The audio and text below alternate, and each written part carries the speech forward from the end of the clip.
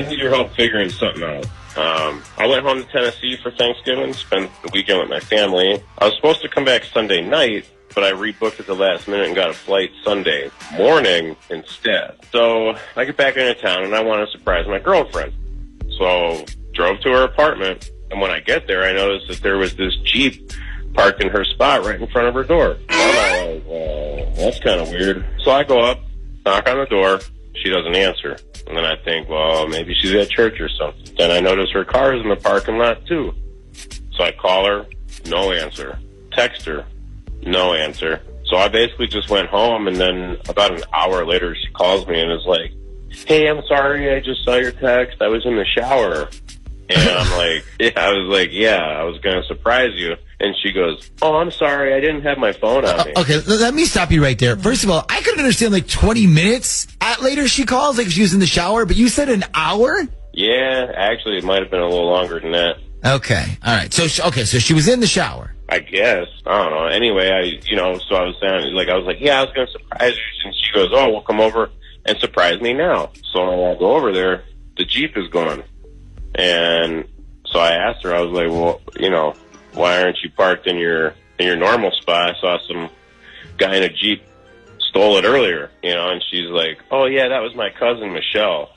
Remember I told you she was coming to stay with me for the weekend? And I was like, oh, yeah, that's right. So at that point, I sort of just let it go because she did tell me her cousin was coming over. But then, the more I kept thinking about it, the more I felt like it didn't look like something a girl would drive. And I'm not trying to stereotype or anything. It just didn't seem like something a girl would drive.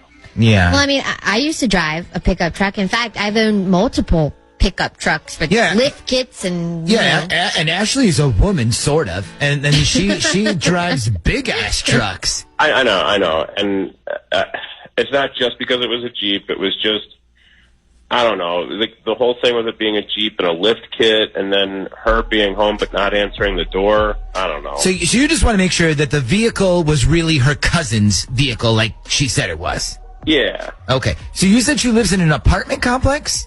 Yeah. What's the name of the apartment complex? It's Apartments over by First Colonial.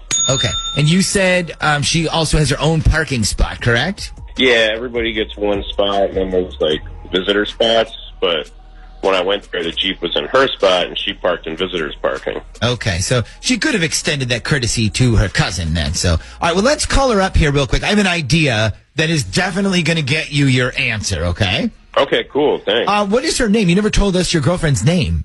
Oh, yeah, it's Heather. Heather, okay. Hang on a second. We're going to get her number from you, okay? Okay. So we are going to call the girlfriend. That would be Heather. And you want to do this one, right? Yeah. This is going to sound better if you do it.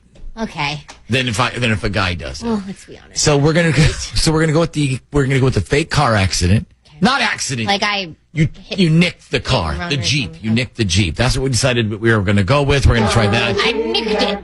Yes, you nicked it. Exactly. So hopefully, and then she'll say, oh, it's my cousin's Jeep. And then you'll be like, oh, okay, great. Then we know.